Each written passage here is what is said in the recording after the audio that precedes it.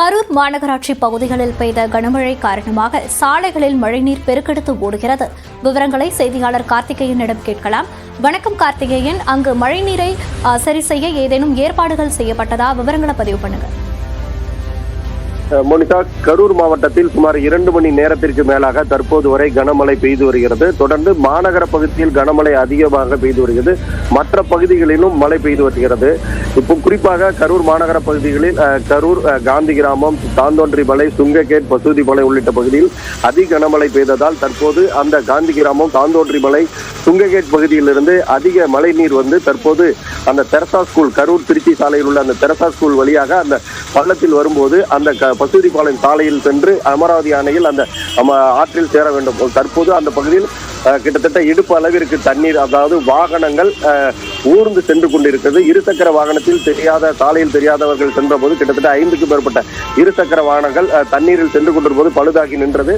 மேலும் கார் மற்றும் பெரிய வாகனங்கள் தற்போது ஊர்ந்து செல்கிறது. அதே போல் சுங்ககேட், தாந்தோன்றிமலை பகுதியில் தற்போது வாகனங்கள், கார், பஸ் உள்ளிட்ட பகுதிகள் ஊர்ந்து செல்கிறது. தண்ணீர் அதிக கனமழை பெய்துள்ளதால் சுற்றுவட்டார பகுதியில் பெய்த மழை அனைத்தும் அந்த நீரில் இங்கு வந்து அங்கிருந்து அமராவதி அணையில், அமராவதி ஆற்றில் கலக்கக்கூடிய இடத்தில் இதே போல் அதிக கனமழை பெய்து வருவதால் சாலைகளில் மழைநீர் பெருக்கெடுத்து ஓடுகிறது. மேலும் அந்த பகுதியில் உள்ள சாக்கடையும் அந்த தண்ணீர் மழைநீர் ரொம்பி சாக்கடை நீரோடு தற்போது மழைநீர் பெருக்கெடுத்து ஓடுகிறது. இதே போல் வேலாயுதம்பாளையம் பைபாஸ் சாலை மற்றும் அரவக்குறிச்சி, லாலாப்பேட்டை, மாயனூர், கிருஷ்ணராயபுரம் உள்ளிட்ட சுற்றுவட்டார பகுதியில் சுமார் 2 மணி நேரமாக மழை பெய்து வருகிறது. இந்த மழை நீரை கிராமப்புறத்தில் பெருகும் இந்த மழை நீரை ஏரி குளங்கள், சின்ன சின்ன ஏரி குளங்களில் நிரம்பி வருவது, அந்த ஏரி குளங்கள் உடைப்பு ஏற்பட்டால் உடனடியாக மாவட்ட நிர்வாகம் அதை சரி செய்து நீரை சேமித்து வைக்க வேண்டும் என்பது பொதுமக்களின் கோரிக்கையாக உள்ளது. ஏனென்றால் தற்போது புறணியில் 2 குளங்கள் நிரம்பி உடைந்து 2 நாட்களாக அந்த மழைநீர் வீணாகியதால் பொதுமக்கள், விவசாயிகள் சற்று மனவேதனை அடைந்தால். ஏனென்றால் மழையே இல்லாத போது மழை பெய்வதை மாவட்ட நிர்வாகம் மற்றும் அரசு அதிகாரிகள் உரிய இந்த நீரை சேமித்து வைக்க வேண்டும் என்பது பொதுமக்களின் கோரிக்கையாக இருந்து வருகிறது. மோனிகா, விவரங்களுக்கு நன்றி கார்த்திகேயன்.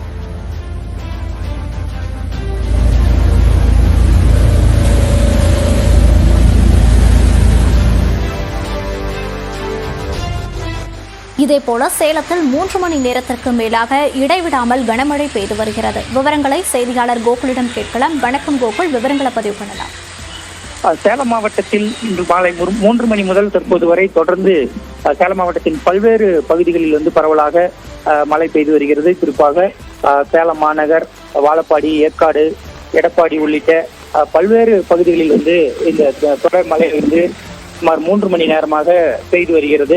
இந்த மழையின் காரணமாக ஆங்காங்கு பெரும்பாலான சாலைகளில் நீர் வெள்ளமாக பெருக்கெடுத்து ஓடிக்கொண்டிருக்கக்கூடிய காட்சியை நம்மால் பார்க்க முடிகிறது. அதில் வாகன ஓட்டிகள் அவதிப்படக்கூடிய ஒரு நிலை ஏற்பட்டிருக்கிறது.